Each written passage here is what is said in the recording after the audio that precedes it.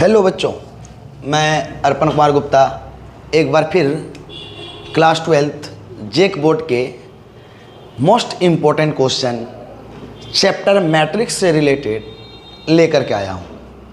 हम लोग पिछले क्लास में मल्टीप्लिकेशन ऑफ टू मैट्रिसेस के बारे में हमने पढ़ा था, जहाँ पे दो मैट्रिक्स कब मल्टीप्लाई हो पाएंगे, मल्टीप्लाई करने के बाद हमें एक मैट्रिक्स मिलेगा और वह मैट्रिक्स का ऑर्डर क्या होगा और हम दो मैट्रिक्स को मल्टीप्लाई कैसे करते हैं, इन सारी चीज़ों के बारे में हमने पढ़ा था।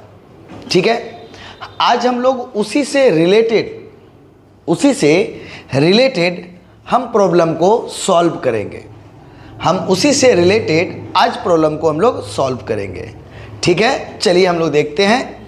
अगर आप दो मैट्रिक्स के मल्टीप्लिकेशन के बारे में नहीं जानते हैं तो आप लोग प्लीज़ सबसे पहले आज के क्लास को देखने से पहले आप इससे पिछले क्लास को ज़रूर देख लें।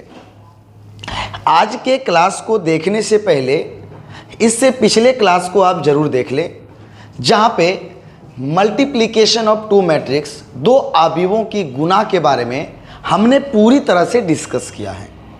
ठीक है बच्चों, हम लोग मैट्रिक्स से रिलेटेड प्रॉब्लम को सॉल्व कर रहे हैं और यहाँ पे जितना सॉल्व करेंगे उससे रिलेटेड भी और ज़्यादा क्वेश्चन को सॉल्व करेंगे बाद में। ठीक है, चलिए पहले इससे रिलेटेड कुछ प्रॉब्लम को सॉल्व कर लेते हैं। क्या क्या दिया हुआ है आइए हमारे पास और देखते हैं प्रॉब्लम को। हमारे पास क्या है, दो मैट्रिक्स का देखिए तो यहाँ पे मल्टीप्लाई किया गया है 2x और है 4। दूसरा मैट्रिक्स है x minus 8 is equal to, zero नहीं बोलेंगे इसको जीरो नहीं बोलेंगे, इसको हम लोग बोलेंगे जीरो मैट्रिक्स। सर जीरो लिखा हुआ है, बिल्कुल ये जीरो लिखा है बट ये जीरो नहीं है, ये है जीरो मैट्रिक्स। अब देखिए जीरो बोलेंगे तो एक नंबर होगा और जीरो मैट्रिक्स मतलब एक रेक्टेंगल शेप होगा, उसके अंदर एलिमेंट होगा। अब जीरो मैट्रिक्स, हम मैट्रिक्स वर्ड का यूज क्यों करेंगे सर? सबसे बड़ा बात है, जीरो क्यों नहीं हो सकता है, जीरो मैट्रिक्स क्यों होगा? तो आइए आपको बताते हैं। कल हमने पढ़ा था कि जब दो मैट्रिक्स को ऐड कीजिएगा, दो मैट्रिक्स को सब्ट्रैक्ट कीजिएगा और दो मैट्रिक्स को मल्टीप्लाई कीजिएगा तो हमेशा आपको एक मैट्रिक्स मिलेगा। बताइए ये आपने दो मैट्रिक्स को मल्टीप्लाई किया है, बताइए यहाँ पर आपने दो मैट्रिक्स को मल्टीप्लाई किया है तो जो आपको मिलेगा वो आपका एक मैट्रिक्स होगा कि नहीं? बिल्कुल सर, समझ में आया? हमने यहाँ पे दो मैट्रिक्स को मल्टीप्लाई किया है तो हमें क्या मिलेगा? एक मैट्रिक्स मिलेगा। इसीलिए इसे जीरो ना पढ़ के हम इसे क्या पढ़ेंगे? जीरो मैट्रिक्स पढ़ेंगे। जीरो ना पढ़ के क्या पढ़ेंगे? जीरो मैट्रिक्स पढ़ेंगे। और ये जीरो मैट्रिक्स किस ऑर्डर का होगा तो सब चीज़ आपको हम बता चुके हैं। बताइए इस मैट्रिक्स का ऑर्डर कितना होगा, हम सब चीज़ बता चुके हैं। देखिएगा ध्यान से, इस मैट्रिक्स के रो को काउंट कीजिए, केवल एक रो है यानी 1 बाय, कॉलम को उसके बाद काउंट करते हैं, कॉलम को काउंट कीजिए, ए 1 2, ये 1/2 ऑर्डर का मैट्रिक्स है, 1/2 ऑर्डर का मैट्रिक्स है। सेकेंड मैट्रिक्स के ऑर्डर को चेक कीजिए, रो पेन को सुला देना है, 1 2, सेकेंड मैट्रिक्स का टोटल रो है 2 बाई, उसके बाद कॉलम में आते हैं तो कॉलम कितना है 1, तो 2/1 का है। तो देखिए ये दोनों मैट्रिक्स का मल्टीप्लिकेशन पॉसिबल है कि नहीं? तो दो मैट्रिक्स का मल्टीप्लिकेशन तभी पॉसिबल होता है जब फर्स्ट मैट्रिक्स का टोटल कॉलम और सेकेंड मैट्रिक्स का टोटल रो इक्वल हो। बिल्कुल इक्वल है कि नहीं है बच्चों? इक्वल है या नहीं है? बिल्कुल सर ये इक्वल है, यानी कि दो मैट्रिक्स का मल्टीप्लिकेशन पॉसिबल है। अब दो मैट्रिक्स को मल्टीप्लाई करने के बाद हमें क्या मिलता है? एक मैट्रिक्स मिलता है।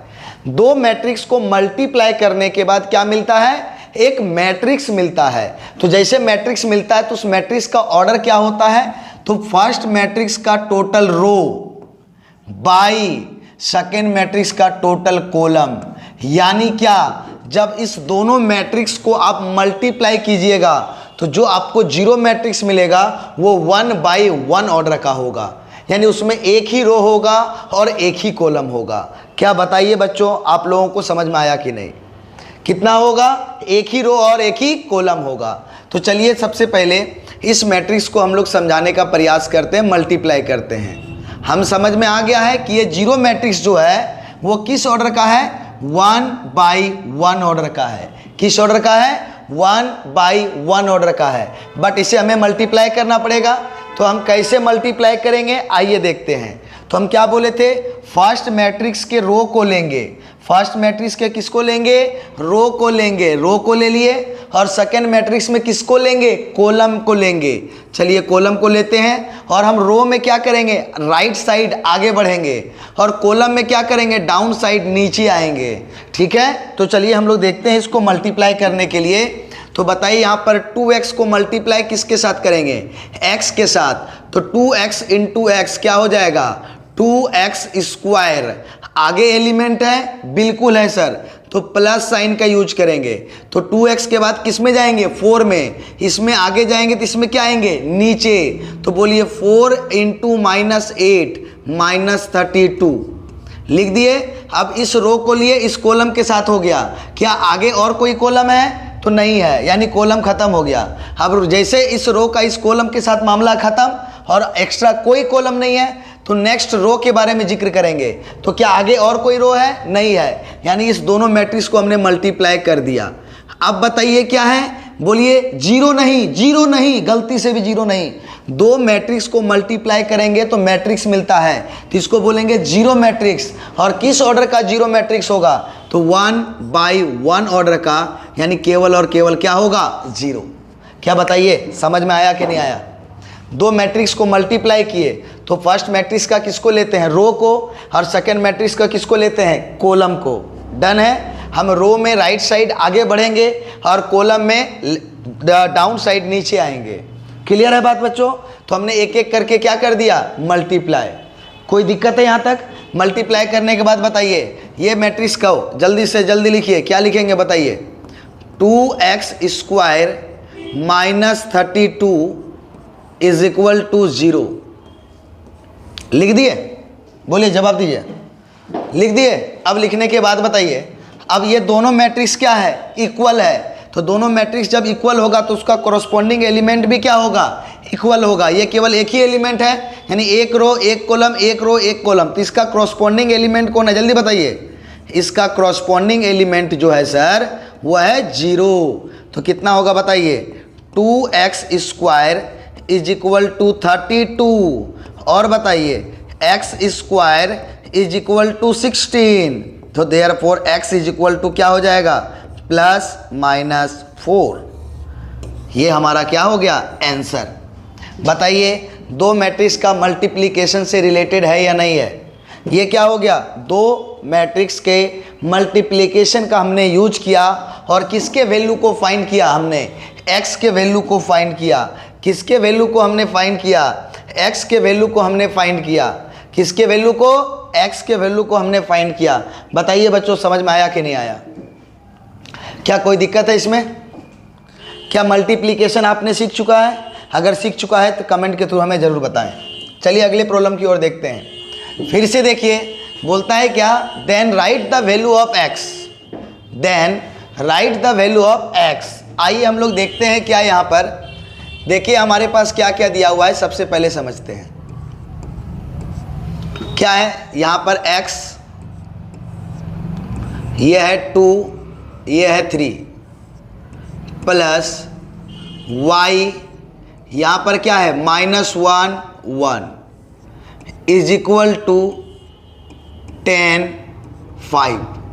अब बोलिए किसका वैल्यू फाइंड करने के लिए कहा गया है, ओनली x का, ओनली किसका, x का। कोई बात नहीं, चलिए हम लोग क्या करते हैं, पहले रूल बताइए। मैट्रिक्स के साथ मल्टीप्लाई है तो क्या होता है, मैट्रिक्स के टोटल एलिमेंट के साथ मल्टीप्लाई होगा। तो क्या मिलेगा बोलो, 2x और 3x। फिर बताइए मैट्रिक्स के साथ एलिमेंट मल्टीप्लाई है तो क्या लिखेंगे, -y y। यहाँ पर कुछ नहीं है तो क्या लिखेंगे, 10 5। अब बताइए दो मैट्रिक्स का एडिशन है सेम ऑर्डर का, तो दो मैट्रिक्स के कॉरस्पॉन्डिंग एलिमेंट को ऐड कर दो तो क्या मिलेगा, 2x -y 3x plus Y, और इधर से क्या मिलेगा आपको बता दीजिए 10 और 5।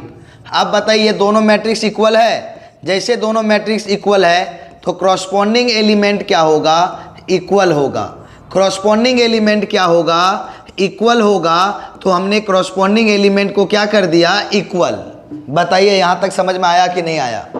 हमने क्रॉसपोंडिंग एलिमेंट को क्या कर दिया? इक्वल कर दिया। अब इसे हम लोग इक्वेशन फर्स्ट लेते हैं और इसे हम लोग इक्वेशन सेकंड लेते हैं। अब बताइए क्या लीनियर इक्वेशन के द्वारा इस दोनों इक्वेशन को सॉल्व कीजिएगा? चलिए बच्चों सॉल्व कीजिए।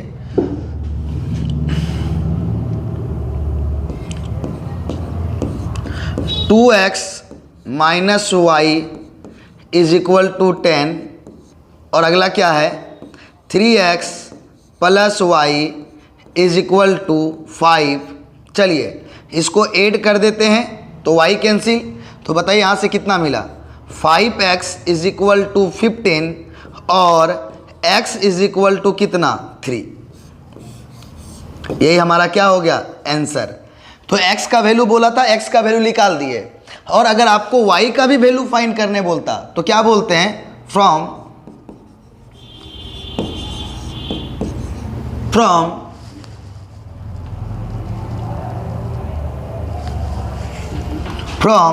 कोई भी इक्वेशन को ले लीजिए क्योंकि y का वैल्यू फाइंड करना है।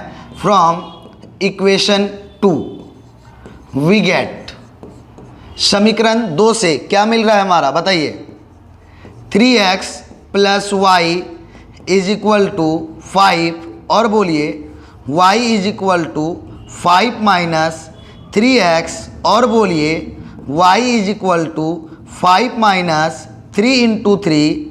यही ना आएगा? देख लीजिए x का वैल्यू 3 आया है तो यहाँ से बताइए y is equal to 5 minus 9 minus 4। बोलिए x और y दोनों का वैल्यू हमारा निकला या नहीं निकला? x और y दोनों का वैल्यू निकला या नहीं निकला बच्चों? जरा बता दीजिए। बट हमें यहाँ पर क्या बोलाया गया है? x का वैल्यू, तो हमने x का वैल्यू निकाल लिया। कोई दिक्कत? देखिए आएगा क्या आपको इसी टाइप से कुछ प्रॉब्लम आएगा, ठीक है।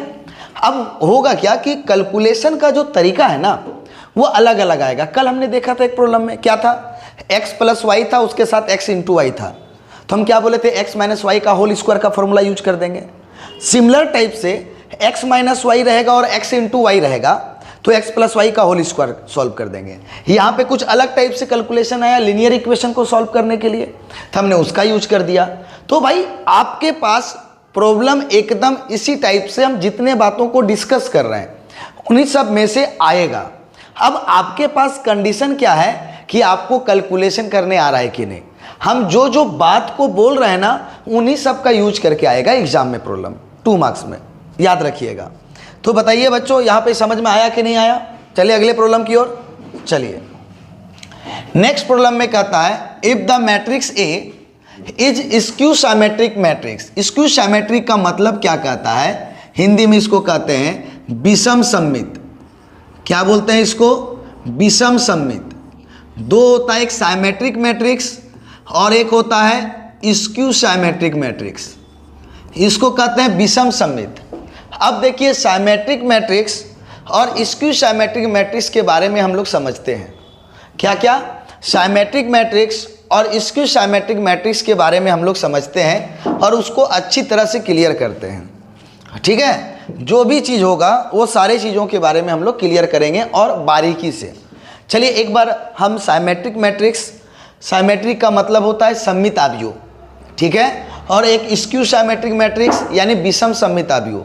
थोड़ा सा हम पहले इसके बारे में डिस्कस कर ले बच्चों, उसके बाद डायरेक्ट आप इसका आंसर बताइएगा।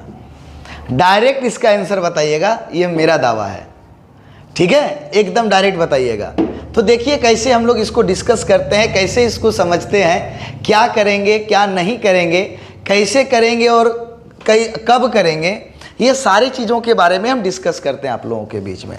थोड़ा सा ध्यान दीजिएगा। तो चलिए हम लोग सबसे पहले हम दो टाइप के मैट्रिक्स के बारे में समझते हैं, फिर आगे चलते हैं। तो सबसे फर्स्ट जो हमारा आएगा, ध्यान से देखिए,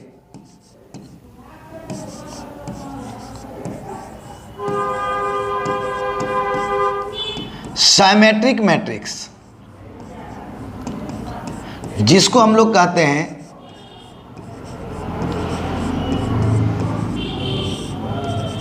सममित आव्यूह। साइमेट्रिक मैट्रिक्स, सबसे पहले हम इसको समझते हैं, फिर इसके प्रॉब्लम को हम लोग सॉल्व करते हैं। साइमेट्रिक मैट्रिक्स, उसके बाद हम लोग सॉल्व करेंगे स्क्यू साइमेट्रिक मैट्रिक्स, जिससे रिलेटेड हमारा प्रॉब्लम है। तो साइमेट्रिक मैट्रिक्स कहता है क्या कि अगर हमारे पास, ध्यान से सुनिए, एक स्क्वायर मैट्रिक्स है, सपोज नहीं, हमारे पास मैट्रिक्स जो होना चाहिए ना वो स्क्वायर मैट्रिक्स होना चाहिए।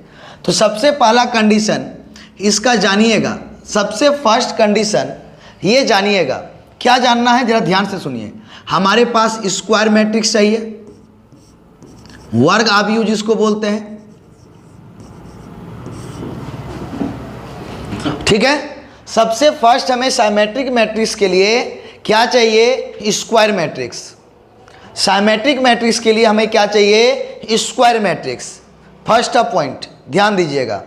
सेकेंड पॉइंट हमारा क्या कहता है कि जो हमारा डायगोनल एलिमेंट है,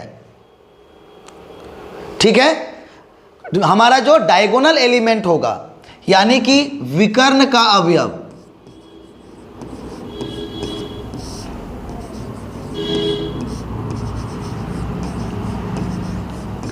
अभी बताएंगे कि डायगोनल एलिमेंट कौन होगा, अभी हम सारा चीज डिस्कस करेंगे।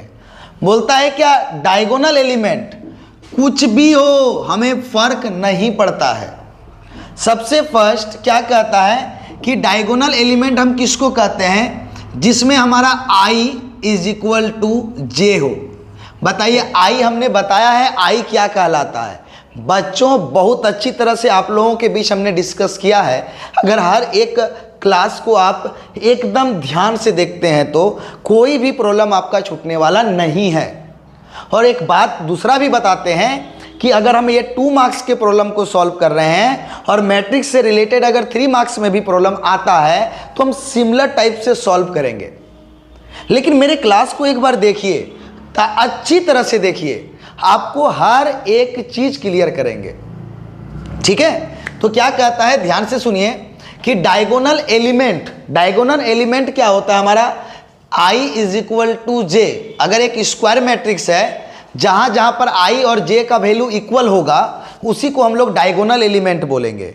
सर आप एक बात बताइए, i और j क्या है, तो आप पिछले क्लास में देखिए तो हमने i के बारे में बताया था, i और j के भी बारे में बताया था। i क्या था, रो ऑफ एलिमेंट, अवयव का पंक्ति, और j के बारे में बताया था कॉलम ऑफ एलिमेंट, अवयव का स्तंभ। आई का मीनिंग बताया था रो ऑफ एलिमेंट, अवयव किस पंक्ति में, अवयव की पंक्ति। और जे के बारे में बताया था कॉलम ऑफ एलिमेंट, यानी क्या, अवयव किस स्तंभ में है। आई इज इक्वल टू, फिर से बोल रहे हैं, आई इज इक्वल टू क्या बताएंगे, रो ऑफ एलिमेंट, अवयव की पंक्ति। जे के बारे में क्या बोलेंगे, कॉलम ऑफ एलिमेंट, अवयव का स्तंभ। जैसे इस एलिमेंट के बारे में हम डिस्कस करते हैं, यह एलिमेंट कौन से रो और कौन से कॉलम में है, तो रो के लिए आप पेन को ऐसे ले जाइए, ले गए, फर्स्ट रो में है। और कौन से कॉलम में है, बोलिए फर्स्ट कॉलम में है, तो 1 1, आई का वैल्यू 1, जे का वैल्यू 1। फर्स्ट वाले को आई बोलते हैं और सेकेंड वाले को जे बोलते हैं। फर्स्ट वाले को हम लोग रो बोलते हैं, सेकेंड वाले को हम लोग कॉलम बोलते हैं। फर्स्ट वाले को हम लोग पंक्ति बोलते हैं और सेकेंड वाले को हम लोग स्तंभ बोलते हैं, ठीक है। उसी तरह से बताइए, इसका हमारा आई और जे का वैल्यू बताइए। आई मीन्स नंबर ऑफ रो, चलिए काउंट कीजिए, फर्स्ट रो में है, लिख दिए। कौन से कॉलम में है, फर्स्ट सेकेंड कॉलम में है, तो लिख दिए 2, यानी आई का वैल्यू है 1 और जे का वैल्यू है 2। समझ में आया कि नहीं आया। चलिए यहाँ फिर से देखिए, इस जीरो के बारे में देखते हैं। तो ये जीरो में देखिए जीरो के बारे में, पहले रो को काउंट कीजिए, first second, zero second row में है। कॉलम को काउंट कीजिए, फर्स्ट सेकेंड, बोलिए ये सेकेंड कॉलम में है। आई का वैल्यू 2 और जे का वैल्यू 2। अब इस जीरो के बारे में देखते हैं, किसके बारे में, जीरो के बारे में। कौन सा row, first second third, third row. अब कॉलम के बारे में फर्स्ट सेकेंड थर्ड, थर्ड बोलिए आई का वैल्यू 3 और जे का वैल्यू भी 3। तो बोलता है जहां पर आई इज इक्वल टू जे होगा, देखिए यहां पर आई इज इक्वल टू जे है या नहीं है तीनों में, तो इस तीनों को हम लोग कहते हैं डायगोनल एलिमेंट। क्या बोलते हैं? Diagonal element. क्या बोलते हैं इसको? Diagonal element I is equal to J को। अदरवाइज आप किसी का भी चेक कीजिए, कभी भी आई और जे इक्वल नहीं होगा। किसी भी एलिमेंट का आप ऑर्डर चेक कीजिए, कभी भी आई और जे का वैल्यू इक्वल नहीं होगा बच्चों। देखिए कैसे, देखिए इस -3 के बारे में डिस्कस करते हैं। सर ये फर्स्ट रो में है, फर्स्ट रो में है, कॉलम कौन सा है? फर्स्ट सेकेंड थर्ड, ये थर्ड कॉलम में है। देखिए आई और जे का वैल्यू इक्वल हुआ? नहीं हुआ। आइए इस 2 के बारे में देखिए, first second, sir second row है, कॉलम बोलिए फर्स्ट, क्या आई और जे का वैल्यू इक्वल हुआ? इस -1 के बारे में देखिए, देखिए रो को पहले, first second, second row, column count कीजिए, फर्स्ट सेकेंड थर्ड कॉलम, बोलिए आई और जे का वैल्यू इक्वल हुआ? नहीं हुआ। फिर से सुनिए इस बी के बारे में, first second third, third row but first column. इस 1 के बारे में, first second third row but second column, है या नहीं है? तो इस एलिमेंट को अगर आप छोड़ दीजिए, इन सारे एलिमेंट को छोड़ दीजिए, तो जो रेस्ट आपका एलिमेंट बचा है, जो रेस्ट आपका एलिमेंट बचा है बच्चों, उसमें देखिए आई और जे का वैल्यू हमारा सेम नहीं है। आई और जे का वैल्यू हमारा सेम नहीं है। तो जिसमें अगर हमारा स्क्वायर मैट्रिक्स है, क्या है? स्क्वायर मैट्रिक्स है, और स्क्वायर मैट्रिक्स में देखिए डायगोनल एलिमेंट होने के लिए स्क्वायर मैट्रिक्स होना कंपलसरी है। डायगोनल एलिमेंट होने के लिए स्क्वायर मैट्रिक्स होना कंपलसरी है। तो अगर हमारा स्क्वायर मैट्रिक्स है और एलिमेंट का आई और जे का वैल्यू अगर इक्वल है, एलिमेंट के आई और जे का वैल्यू क्या है? इक्वल है, तो हमारा ये सारा एलिमेंट क्या होगा? Diagonal element. क्या होगा? Diagonal element. तो बोलता क्या है हमारा, ध्यान से सुनिए, अब हमारा साइमेट्रिक मैट्रिक्स में क्या कहता है? हमारा साइमेट्रिक मैट्रिक्स में जरा ध्यान से सुनिएगा, साइमेट्रिक मैट्रिक्स में कहता है कि अगर आई और जे इक्वल हो, that means diagonal element, that means diagonal element. I और जे अगर स्क्वायर मैट्रिक्स है और आई और जे का वैल्यू अगर इक्वल है, आई और जे का वैल्यू क्या है? इक्वल है, तो वो क्या कहलाता है? Diagonal element. बोलता है डायगोनल एलिमेंट कुछ भी रहे, डायगोनल एलिमेंट कुछ भी रहे, हमें कोई भी फर्क नहीं पड़ेगा। हमें साइमेट्रिक मैट्रिक्स में डायगोनल एलिमेंट को नहीं देखना है। देखिए हमने इसको कट कर दिया।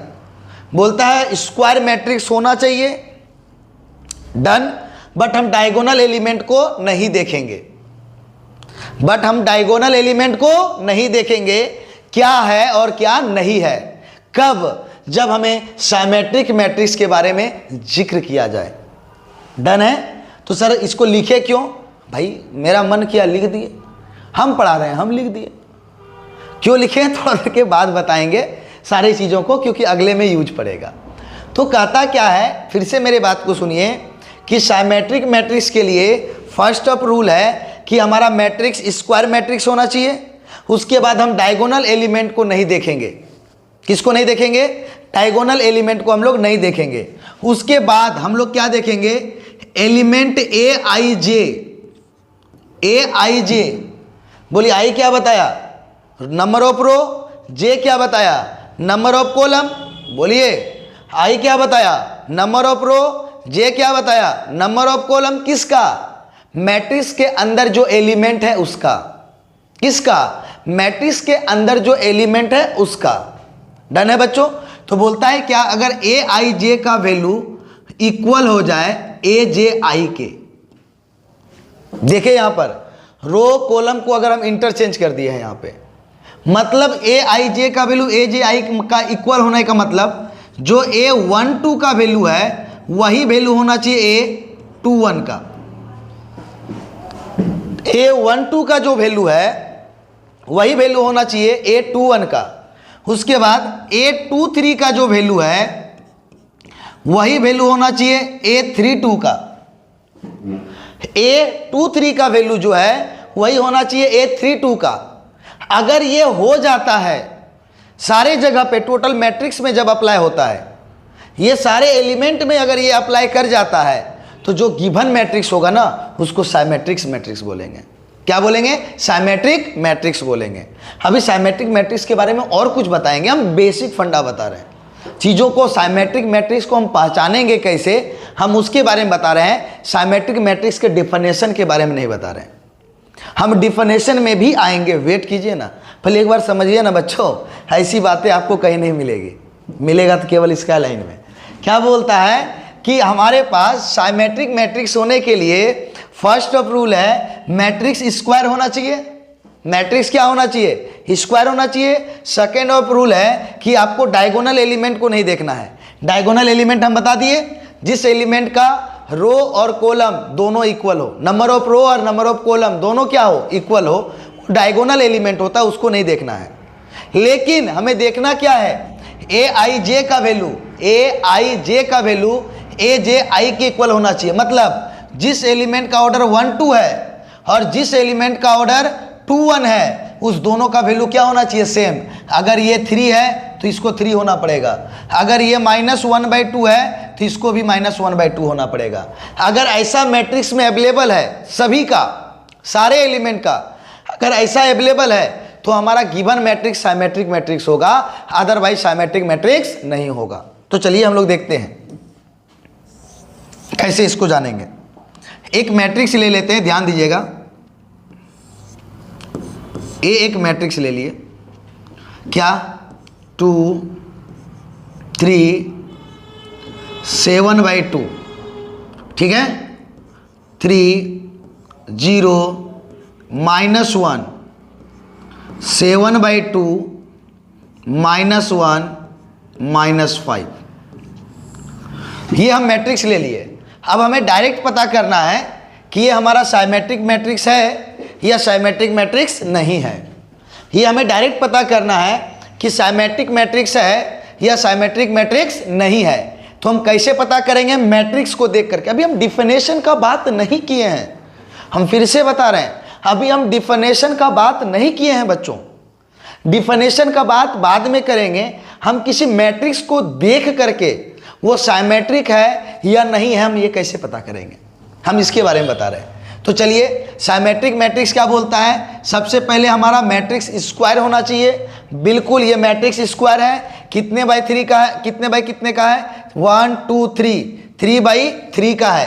यानी number of row is equal to number of column, number of rows, total number of rows equal to total number of columns are equal, then given matrix is square matrix. हम क्या बोलेंगे? अगर कोई matrix का कुल पंक्तियों की संख्या और कुल स्तंभों की संख्या समान हो, अगर किसी आव्यूह के कुल पंक्तियों की संख्या और कुल स्तंभों की संख्या समान हो, तो जो हमारा आव्यूह होगा वो वर्ग आव्यूह होगा। Total number of row and total number of column are equal, then given matrix is square matrix. Done. ये हमारा कैसा मैट्रिक्स है? स्क्वायर मैट्रिक्स है। अब स्क्वायर मैट्रिक्स के बाद हम डायगोनल एलिमेंट को बोला गया है नहीं देखने। तो डायगोनल एलिमेंट आप समझ गए होंगे। तो चलिए इस डायगोनल एलिमेंट को नहीं देखेंगे। कुछ भी हो डायगोनल एलिमेंट में हम देखने वाले नहीं हैं। अब Aj का वैल्यू, Aij का वैल्यू Aj के इक्वल होना चाहिए। तो चलिए बताइए, डायगोनल को हमने बंद कर दिया। अब देखिए मिल रहा है कि नहीं।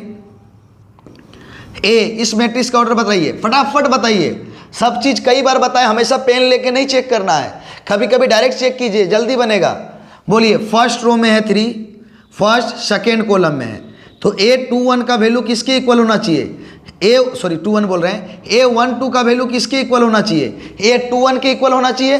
तो बोलिए, फर्स्ट रो सेकेंड कॉलम में कौन है? 3। और बताइए, हमारा फर्स्ट रो सेकेंड कॉलम में कौन है? 3। इसी में बताइए इक्वल होना चाहिए। सेकेंड रो फर्स्ट कॉलम को देखिए, first second row first column में भी कौन है? 3।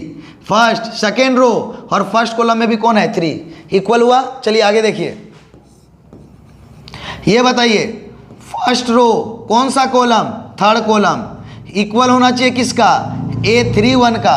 तो जरा बताइए फर्स्ट रो थर्ड कॉलम में कौन है, 7/2, 7/2, ये इक्वल होना चाहिए किसका, थर्ड रो फर्स्ट कॉलम का, किसका, थर्ड रो फर्स्ट कॉलम का। आइए first second third row first column कौन है, 7/2, इक्वल हुआ। इसको हमने चेक कर लिया, अब -1 में आइए, -1 को बताइए कौन सा रो है, फर्स्ट, सेकेंड रो कौन सा कॉलम, थर्ड कॉलम, ये इक्वल होना चाहिए A32 के। तो चलिए इसके बारे में क्या दिख रहा है बताइए, first second row, first second third column, second row third column में कौन है, -1। अब बोलिए third row but second column में भी कौन है, -1। क्या बताइए सारे का वैल्यू इक्वल हुआ, देख लीजिए 3 के इक्वल, 7/2 के इक्वल, -1 के इक्वल हुआ कि नहीं हुआ। तो क्या बोलेंगे, this is called symmetric matrix.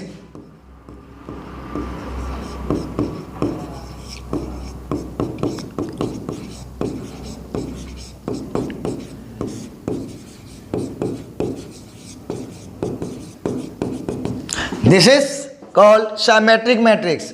क्या समझ में आया कि नहीं आया बताइए। Aij का वैल्यू Aj के इक्वल होना चाहिए, और साथ ही साथ हम डायगोनल एलिमेंट को नहीं देखेंगे, और डायगोनल एलिमेंट को हम तभी नहीं देखेंगे जब गिवन मैट्रिक्स हमारा कैसा मैट्रिक्स होगा, स्क्वायर होगा। क्या बताइए आप डायगोनल साइमेट्रिक मैट्रिक्स को समझ में आया कि नहीं आया, बोलिए साइमेट्रिक मैट्रिक्स समझ में आया कि नहीं आया, आ गया। अब कहता है क्या, ये जो मैट्रिक्स है अगर हम इस मैट्रिक्स का ट्रांसपोज करते हैं, अगर ये मैट्रिक्स है, इस मैट्रिक्स का हम क्या करते हैं, ट्रांसपोज करते हैं, परिवर्त निकालते हैं। ट्रांसपोज कैसे निकालते हैं, जब हम रो को कॉलम में चेंज कर दें, जब रो को कोरस्पोंडिंग कॉलम में चेंज कर दें, दैट मीन्स फर्स्ट रो को फर्स्ट कॉलम में, सेकेंड रो को सेकेंड कॉलम में, थर्ड रो को थर्ड कॉलम में, ठीक है। जब हम रो को कोरस्पोंडिंग कॉलम में चेंज कर दे, या फिर आप कॉलम को कोरस्पोंडिंग रो में चेंज कर दीजिए, यानी फर्स्ट कॉलम को फर्स्ट रो में, सेकेंड कॉलम को सेकेंड रो में, थर्ड कॉलम को थर्ड रो में, किसी एक को ही चेंज करना है। अगर आप रो को कॉलम में चेंज कर रहे हैं तो सारे रो को कॉलम में चेंज कीजिए। अगर आप कॉलम को रो में चेंज कर रहे हैं, अगर कॉलम को रो में चेंज कर रहे हैं तो सारे कॉलम को रो में चेंज कीजिए, सारे कॉलम को किस में चेंज कीजिए, रो में चेंज कीजिए। आपको रो को चेंज करना है तो रो को चेंज कीजिए, कॉलम को चेंज करना है तो कॉलम को चेंज कीजिए, डन है। लेकिन चेंज किसको करना है, हमारा ट्रांसपोज में किसी एक को, या तो टोटल रो को चेंज कीजिए कोरस्पोंडिंग कॉलम में, या टोटल कॉलम को चेंज कीजिए कोरस्पोंडिंग रो में, ठीक है। तो बोलता है गिवन मैट्रिक्स का जब हम ट्रांसपोज निकालते हैं, परिवर्त निकालते हैं, जिसको A' से भी सूचित किया जाता है और AT के द्वारा भी सूचित किया जाता है, A' के द्वारा भी सूचित किया जाता है, और T फॉर ट्रांसपोज, परिवर्त कहते हैं। तो क्या बोले जरा बताइए। तो जब किसी गिवन मैट्रिक्स का हम ट्रांसपोज फाइंड करते हैं, परिवर्त, जब हम परिवर्त निकालते हैं तो हम क्या करेंगे, जो हम टोटल रो को कोरस्पोंडिंग कॉलम में चेंज करेंगे या कॉलम को कोरस्पोंडिंग रो में चेंज करेंगे। तो आप किसको चेंज करना चाहते हैं बताइए, क्या हम रो को कोरस्पोंडिंग कॉलम में चेंज कर दें।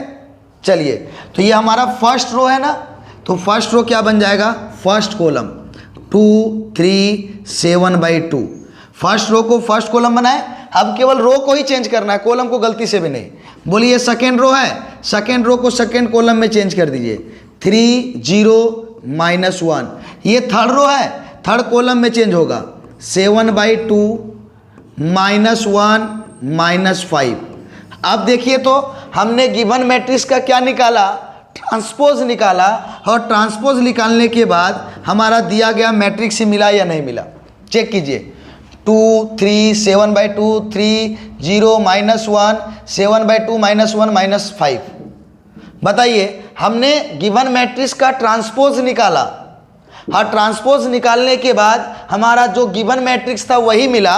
This is called symmetric matrix. ये इसका डिफिनेशन हो गया। क्या डिफिनेशन हो गया सिमेट्रिक मैट्रिक्स का? अगर हम लोग फाइंड करते हैं, लिखते हैं for symmetric matrix, for symmetric matrix, for symmetric matrix,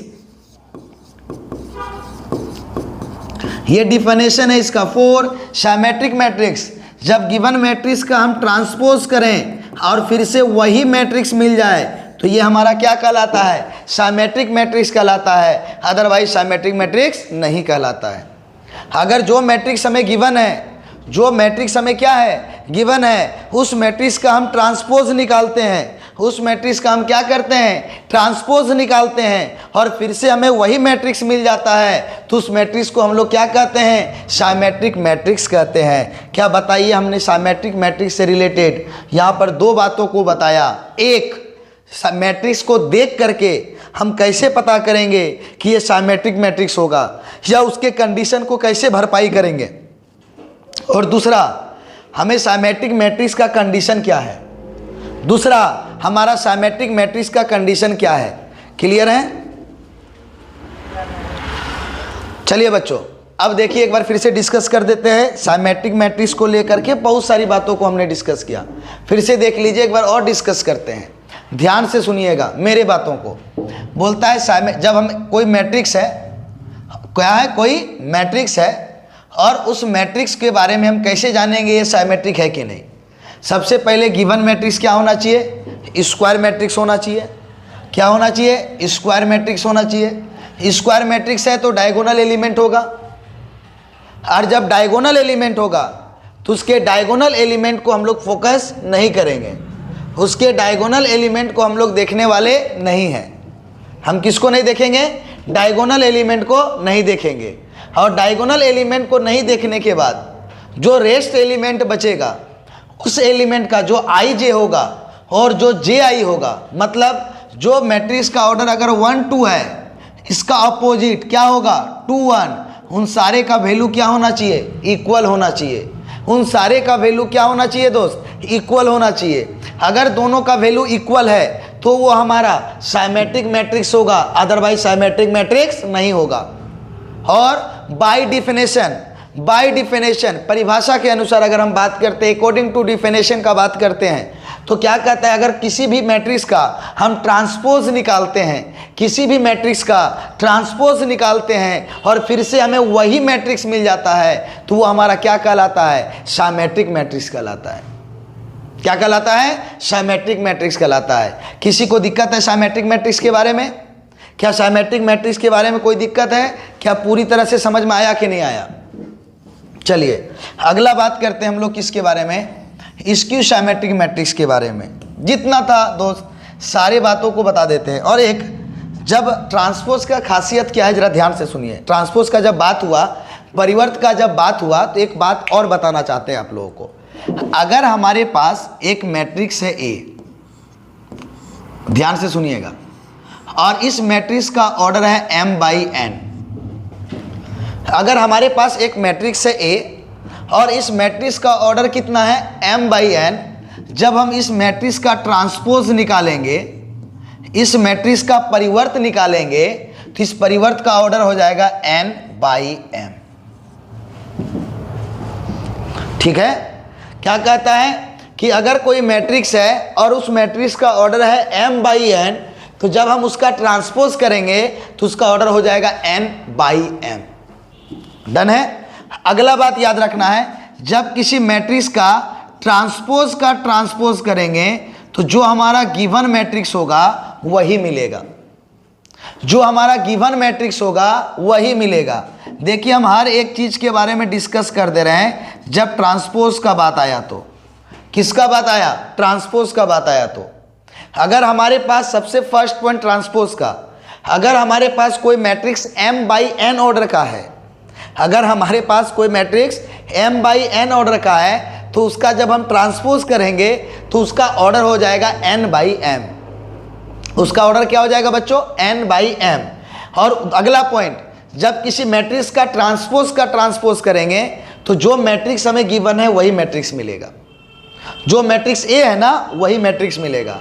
अगला कहता है जब दो मैट्रिक्स को ऐड या सब्ट्रैक्ट करने के बाद अगर हम ट्रांसपोज करें, दो मैट्रिक्स को ऐड या सब्ट्रैक्ट करने के बाद ट्रांसपोज करें, या ट्रांसपोज करने के बाद दोनों मैट्रिक्स का ट्रांसपोज करने के बाद ऐड या सब्ट्रैक्ट करें।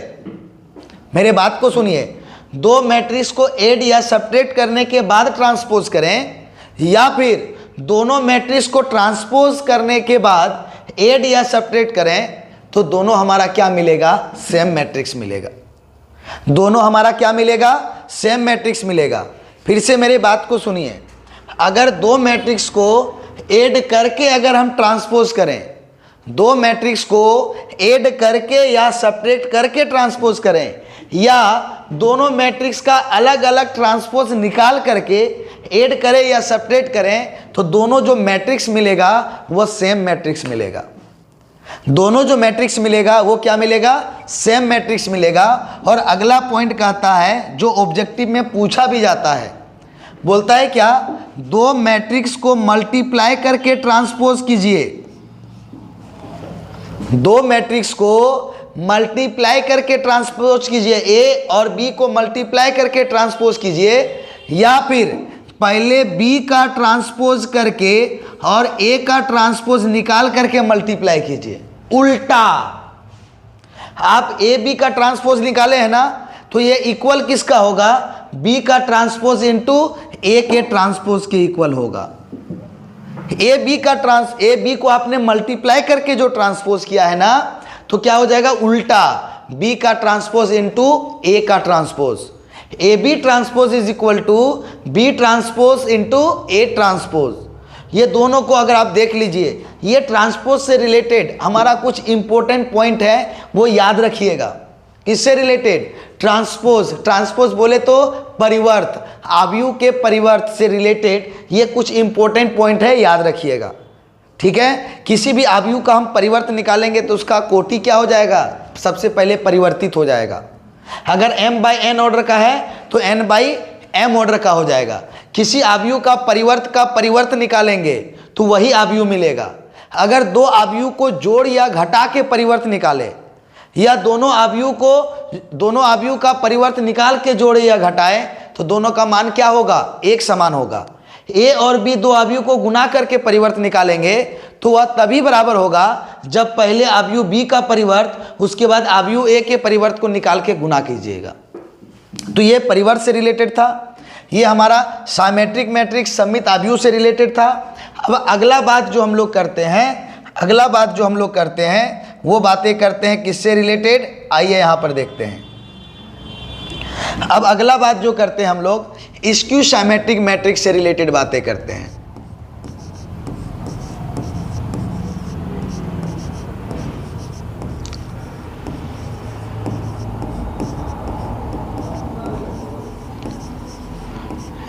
स्क्यू साइमेट्रिक मैट्रिक्स, जिसको हिंदी में कहते हैं हम लोग विषम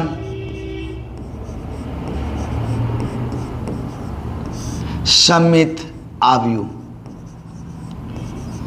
क्या कहते हैं इसको? विषम सममित आव्यूह। जरा ध्यान से देखिए,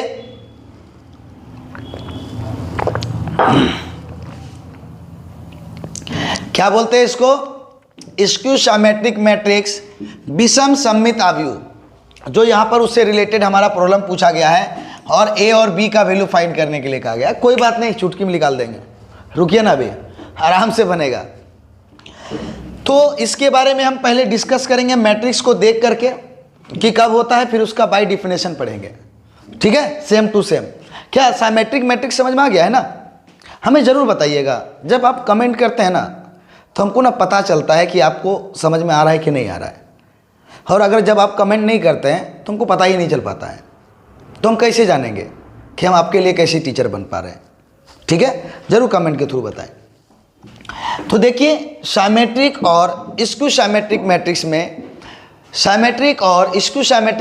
में अभी तक हमने साइमेट्रिक मैट्रिक्स के बारे में पढ़ लिया। अब स्क्यू साइमेट्रिक मैट्रिक्स के बारे में पढ़ते हैं। तो इसका भी कहता है सबसे पहले मैट्रिक्स जो होना चाहिए वो हमारा स्क्वायर मैट्रिक्स होना चाहिए। सबसे पहले क्या होना चाहिए? स्क्वायर मैट्रिक्स होना चाहिए। ठीक है, हो गया। अब उसके बाद इसमें क्या बोलता है कि डायगोनल एलिमेंट जो है, कौन, डायगोनल एलिमेंट जो है,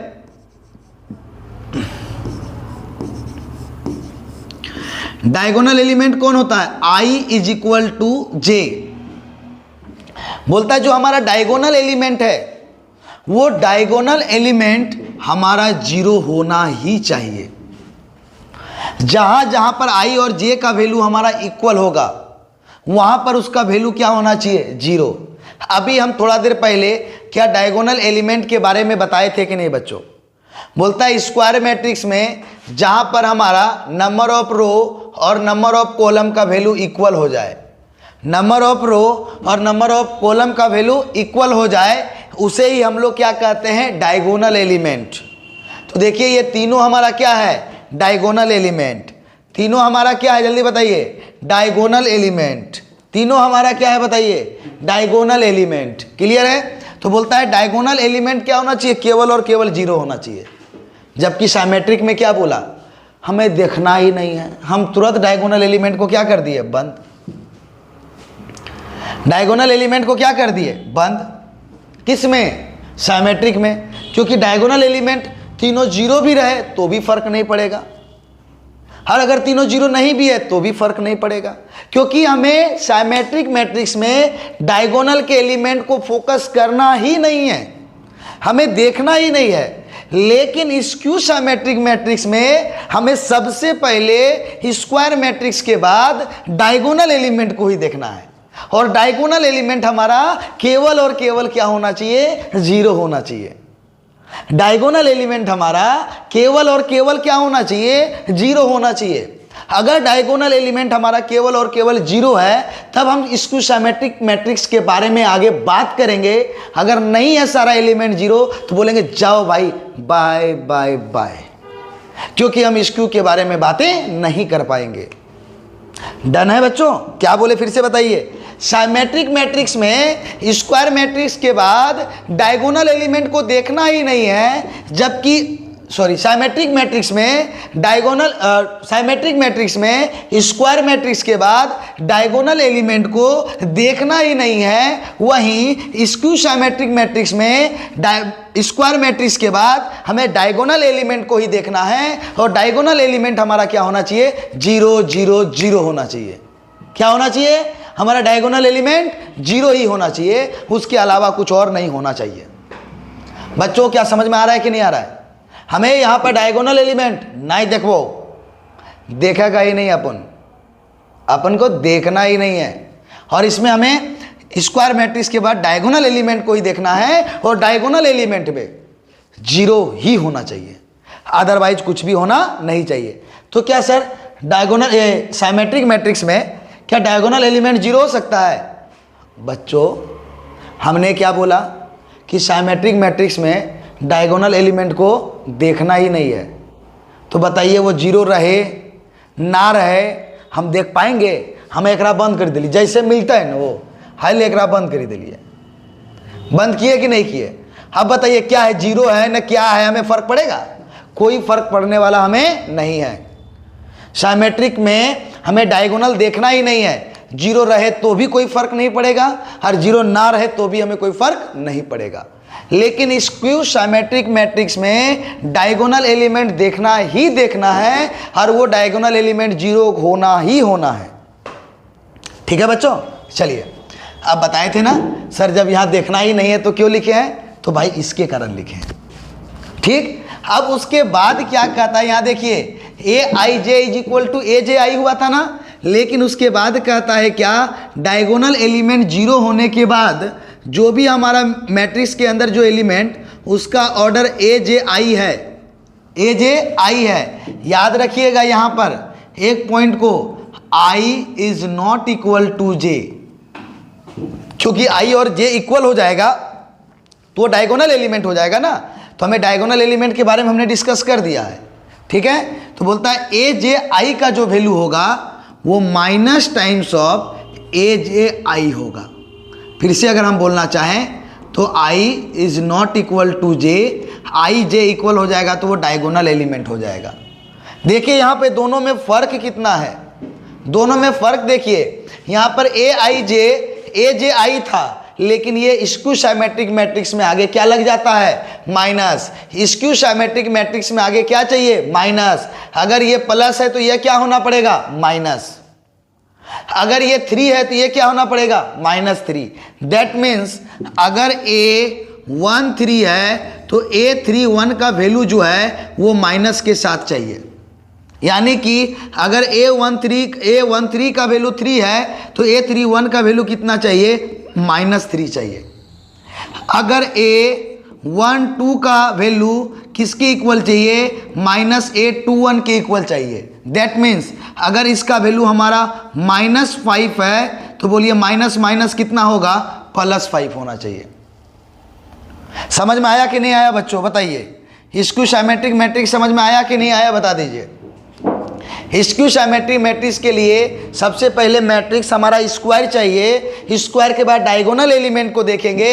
डायगोनल एलिमेंट सारा एलिमेंट 0 होना चाहिए, और डायगोनल एलिमेंट के अलावे जो रेस्ट एलिमेंट ए आई जे होगा उसका opposite order A J I होगा, वो किसके साथ मल्टीप्लाई होना चाहिए, माइनस के साथ।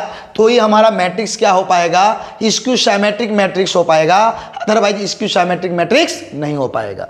ठीक है, तो आइए इसके कंडीशन को देखते हैं। हम लोग एक मैट्रिक्स लेते हैं ए,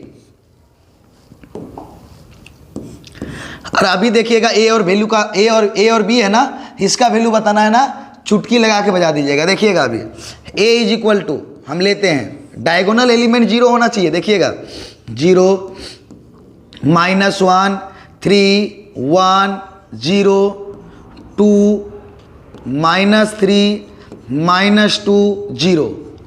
सबसे फर्स्ट एकदम देखिए होता क्या है ना, आप लोग ना चीज़ों को ना डायरेक्ट ना सॉल्व करने लगते हैं, नहीं, बाय रूल आइए। बाय रूल जब आते हैं ना तो इससे रिलेटेड कितनों घुमा के जब क्वेश्चन पूछा जाएगा तो आप आसानी से बना लीजिएगा। इससे रिलेटेड कितना भी प्रॉब्लम को घुमा दे आप आसानी से बना लीजिएगा। ठीक है, देखिएगा सबसे पहले हम बाई पॉइंट लिखे हैं ना, बाई पॉइंट आप चेक कीजिए। स्क्वायर मैट्रिक्स चाहिए, चेक कीजिए इसका रो और कॉलम कितना है। ये 3/3 का है, बताइए ये 3/3 का है। दैट मीन्स ये पहला कंडीशन सेटिस्फाई। सेकेंड कंडीशन में diagonal elements all diagonal elements are 0। तो डायगोनल एलिमेंट बताइए, first row first column, second row second column, third row third column. ये डायगोनल एलिमेंट है, बताइए। ये जो हमारा दिख रहा है यही हमारा डायगोनल एलिमेंट है। सबका ऑर्डर चेक कर लीजिए, आई और जे का वैल्यू हमारा इक्वल होगा। चेक कीजिए ना, first row first column i J equal, first second row first second column i और जे का वैल्यू इक्वल है कि नहीं। तो ऑल डायगोनल एलिमेंट्स आर 0। तो बोलिए हमारा ऑल डायगोनल एलिमेंट्स आर 0 है या नहीं है। सभी विकर्ण का अवयव क्या है, 0 है। क्या सेकेंड केस सेटिस्फाई हो गया, जवाब दीजिए भाई।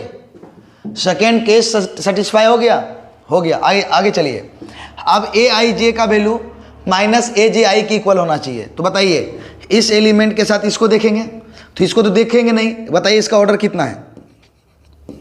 ए first row second column, first row second column का वैल्यू क्या होना चाहिए, माइनस ऑफ A12 है तो 21 के। तो आइए जरा चेक करते हैं।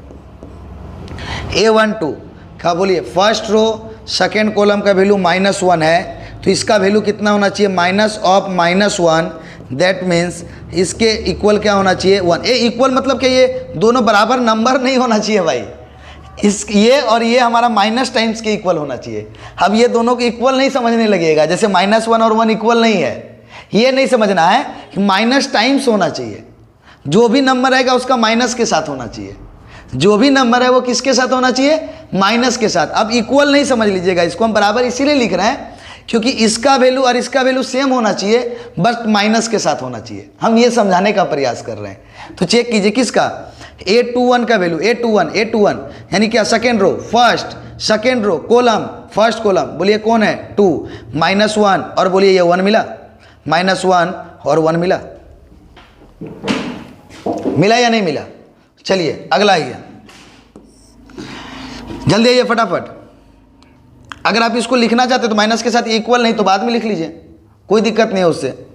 चलिए अगला बताइए, 3 को देखिए कौन से रो में, फर्स्ट रो में, कौन से कॉलम में, थर्ड कॉलम में, क्या वैल्यू है जरा बता दीजिए, 3 है।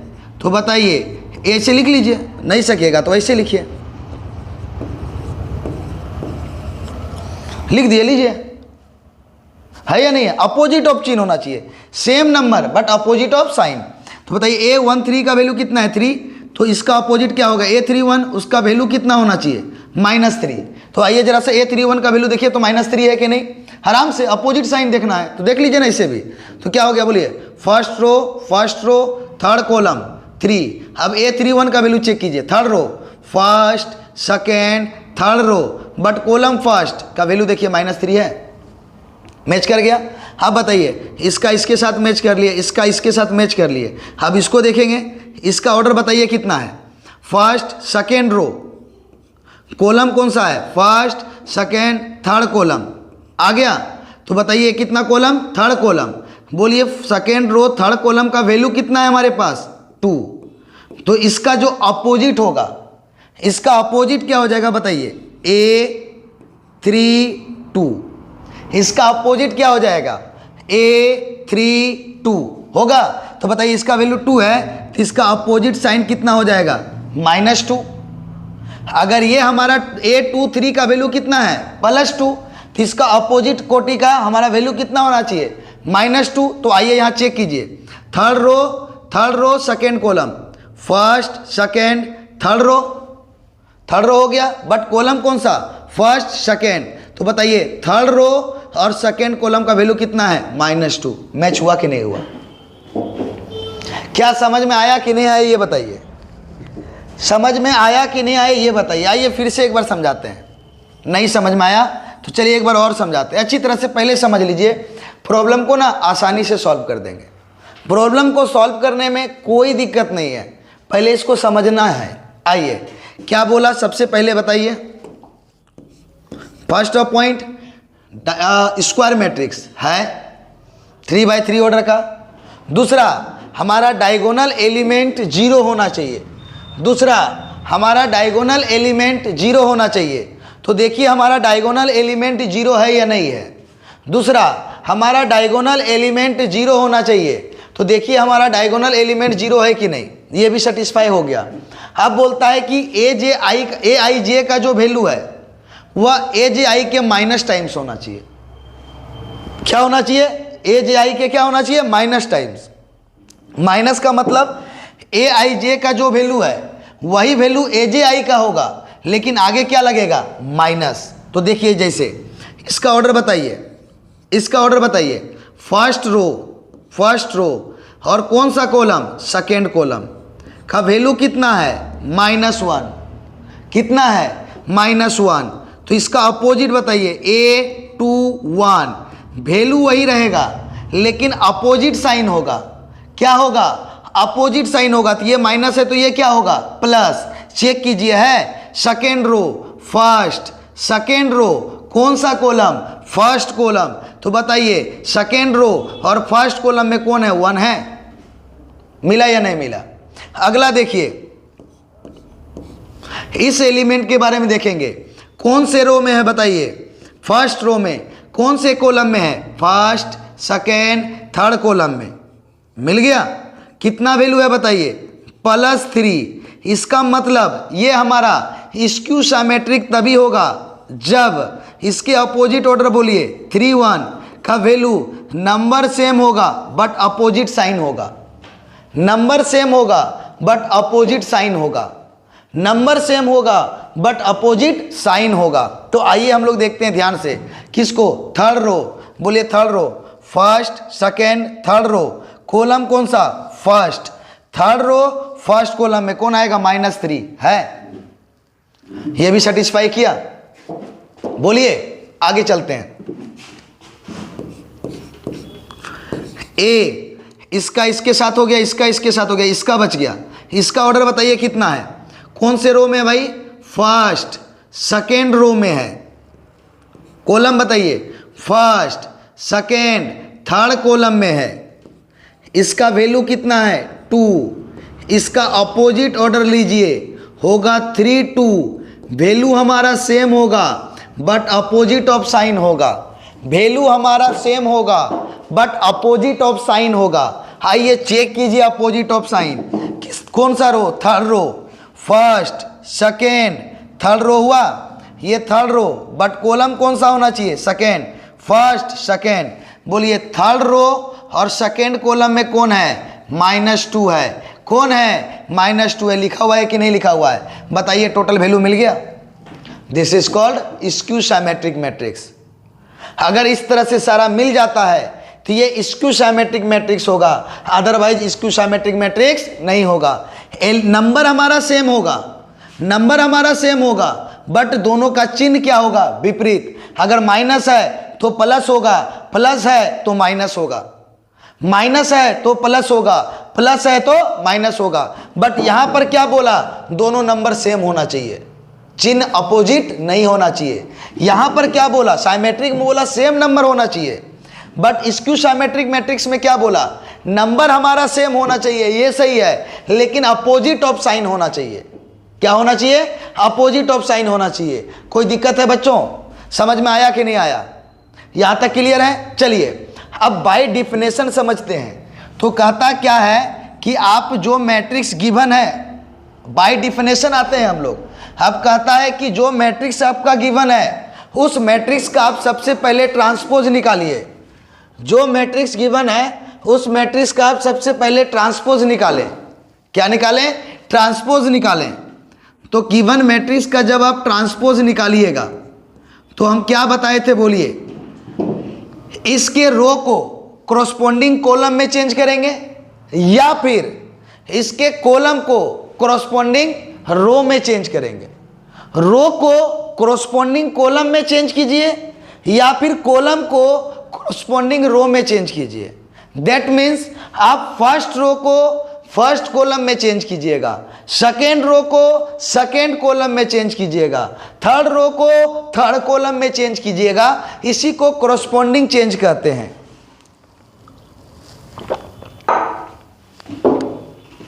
जब आप फर्स्ट रो को फर्स्ट कॉलम में, सेकेंड रो को सेकेंड कॉलम में, थर्ड रो को थर्ड कॉलम में चेंज करते हैं तो इसी को हम लोग कॉरस्पॉन्डिंग चेंज कहते हैं। ठीक है बच्चों? तो चलिए देखिए, आइए हम ट्रांसपोज निकालते हैं। आप रो को कॉरस्पॉन्डिंग कॉलम में चेंज कर दीजिए या कॉलम को कॉरस्पॉन्डिंग रो में चेंज कर दीजिए, किसी एक को चेंज करना है। ठीक है, चलिए हम रो को ही चेंज करते हैं कॉलम में। 0 -1 3, 0 -1 3। First row first column change हो गया, अब रो को ही चेंज करना है। Second row second column 1 0 2। Third row third column -3 -2 0। हमने कर दिया इसका ट्रांसपोज। बोलिए, ट्रांसपोज को हम डैश से भी दिखलाते हैं। ट्रांसपोज को हम किससे दिखलाते हैं? डैश से भी दिखलाते हैं। तो हमने गिवन मैट्रिक्स का ट्रांसपोज कर दिया। ट्रांसपोज करने के बाद हम क्या करते हैं? हम जो मैट्रिक्स है, इस मैट्रिक्स सारे मैट्रिक्स, ये देखिए ये मैट्रिक्स है, इस मैट्रिक्स के एलिमेंट से, ये टोटल एलिमेंट से माइनस को कॉमन ले लेते हैं। तो बताइए, कॉमन आया है तो टोटल एलिमेंट से माइनस कॉमन ले लिए। अब कॉमन लेने के बाद देखिए क्या आएगा? सबका साइन चेंज। 0 -1 3 1 0 2 -3 -2 0। क्या बोले? अकॉर्डिंग टू डिफिनेशन, जो मैट्रिक्स हमारा गिवन है उस मैट्रिक्स का आप ट्रांसपोज निकालिए। ट्रांसपोज निकालने के बाद माइनस को कॉमन लीजिए पूरे मैट्रिक्स के एलिमेंट से। अब कॉमन लेने के बाद देखिए ये मैट्रिक्स मिला। अब यही मैट्रिक्स गिवन मैट्रिक्स के इक्वल है कि नहीं है? बोलिए, यह मैट्रिक्स के इक्वल है कि नहीं? 0 -1 3 1 0 2 -3 -2 0। बोलिए, माइनस को हमने कॉमन लिया। अब जो हमें मैट्रिक्स मिला वो गिवन मैट्रिक्स के इक्वल मिला कि नहीं? बताइए, ये मैट्रिक्स हमारा इक्वल हो गया। अब जैसे ये इक्वल हो गया तो हम क्या बोलेंगे? Therefore matrix A is skew symmetric matrix. क्या? Skew symmetric matrix. अब यू ए विषम सममित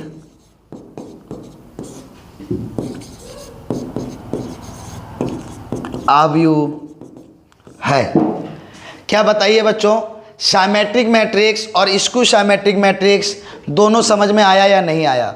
साइमेट्रिक मैट्रिक्स में क्या बोला था, जब किसी मैट्रिक्स का ट्रांसपोज वही मैट्रिक्स आ जाएगा तो हमारा साइमेट्रिक मैट्रिक्स हो जाएगा। जब किसी मैट्रिक्स का ट्रांसपोज वही मैट्रिक्स मिल जाएगा तो साइमेट्रिक मैट्रिक्स होगा। बट स्क्यू साइमेट्रिक मैट्रिक्स क्या कहता है, जब किसी मैट्रिक्स का हम ट्रांसपोज करते हैं और उससे माइनस को कॉमन ले लेते हैं, जब किसी मैट्रिक्स का हम ट्रांसपोज करते हैं और माइनस को कॉमन ले लेते हैं तो जो मैट्रिक्स मिलता है उसको हम लोग क्या बोलते हैं, जो मैट्रिक्स हमें मिलता है, फिर से सुनिए, जब हमारे पास गिवन मैट्रिक्स है उसका ट्रांसपोज करते हैं और ट्रांसपोज करने के बाद पूरे मैट्रिक्स के एलिमेंट से माइनस को कॉमन ले लेते हैं और माइनस को कॉमन लेने के बाद जो मैट्रिक्स मिलता है वह गिवन मैट्रिक्स होता है, तो उसे ही हम लोग क्या कहते हैं, skew symmetric matrix.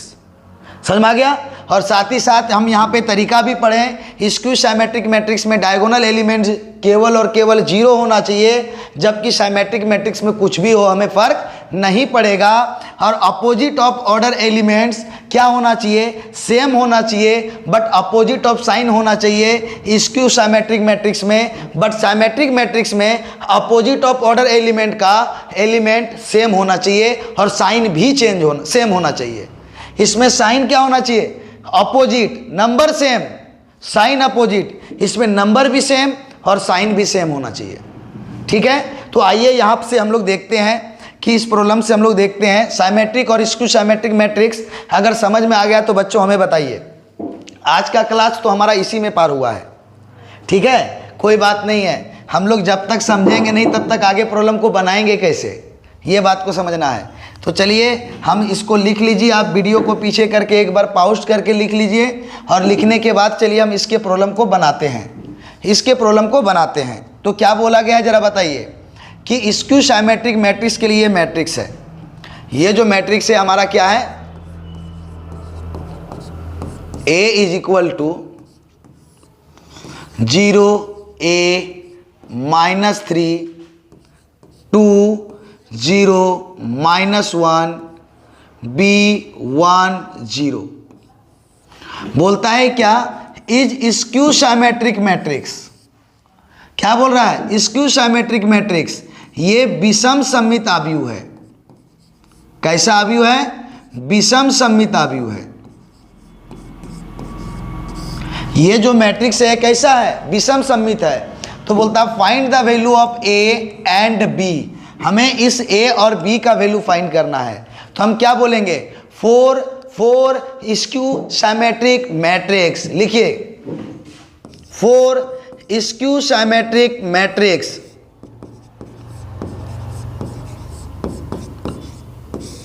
4 skew symmetric matrix.